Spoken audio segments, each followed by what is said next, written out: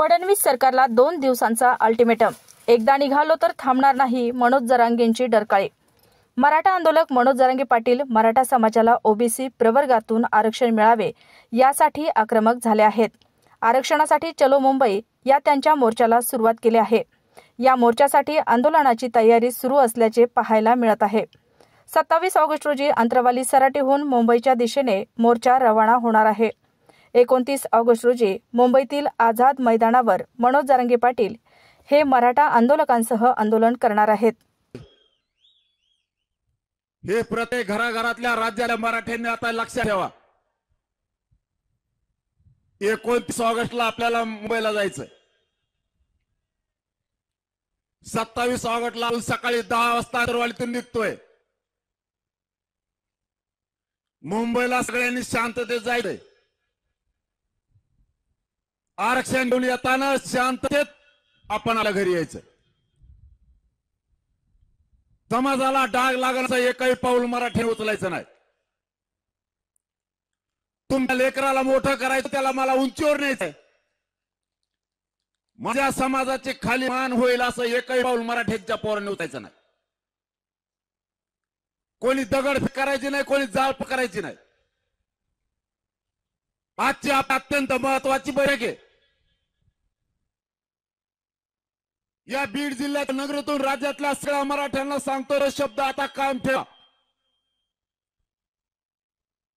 लेकरा बाळाचा आणि समाजाचं आयुष्याचं वाटोळ झालंय. पुढच्या काळात ते होऊ देत नाहीये. मुंबईला सगळ्यांनी शांततेत जायचंय. कोणी दगडफेक जाळपोळ करायची नाही. एक महत्वाचा मुद्दा.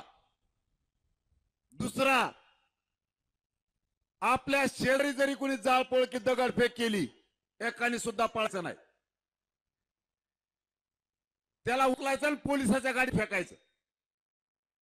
जाळपोळ दगडफेक करणारी ती आपल्या संघ आलेली पैदास नाही, लक्षात ठेवा. सरकारने षडयंत्र करून ते लोक आपल्यात घातलेत. वेळ पडली तर त्यांना आपल्या घोषणा द्यायला होतील. ती डूळ आवलात माया घोषणा द्यायला बसली. सरकारला शदील आपल्याला खुश करण्यासाठी वेगळे वेगळे घोषणा देईल आणि त्यांचेच लोक पाठवलेले म्हणते फडणवीस येत नाही, हना दगड. ते म्हणू शकत, त्यामुळं ते आपलं नाही. आपल्यापासून 5 फुटावर जरी दगडफेक झाली तरी लक्ष यायचं नाही. सरळ चालायचं मुंबई का माहित नाही आम्हाला ते कोणी. तू उद्योग बघ तिकडे फडणवीस, तो पोलीस, चल निघ. एकाने सुद्धा हलायचं नाही. भूमिका दुसरी, बीड जिल्ह्यातल्या प्रत्येक घरातल्या माणसा घरी राहायचं नाही. आणि या बीड जिल्ह्यातूनच राज्यातल्या मराठ्यांना सांगतो, माय बापा हो, शेवाची फाईट आहे. अशी जमून हाणायची. मराठ्यांच्या डोक्यावर आरक्षण घेऊन विजयाचा गोला लाट टाकायचा. माग फिरायचं नाही. बस झालं माग फिरा. आता इथं कटाळा आलाय.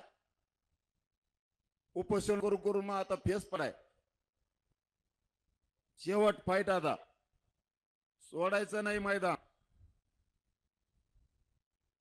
काम तिसरं आणखी 2-3 दिवस हातात येत तुमच्या. बीड जिल्ह्यात महाराष्ट्रातल्या सगळ्या ग्रामपंचायत सदस्याला फोन लावायचे. त्या सांगायचं मुंबईला चल. सरपंच, माजी सरपंच, चेअरमन, पंचायत समिती, जिल्हा परिषदचे मेंबर, सगळ्या पक्षाचे अध्यक्ष, जिल्हा प्रमुख, नगरसेवक, सभापती, उपसभापती, नगराध्यक्ष, महापौर, आमदार, मंत्री, खासदार, माजी आमदार आणि विशेष राहिला महत्वाचा माझी भावी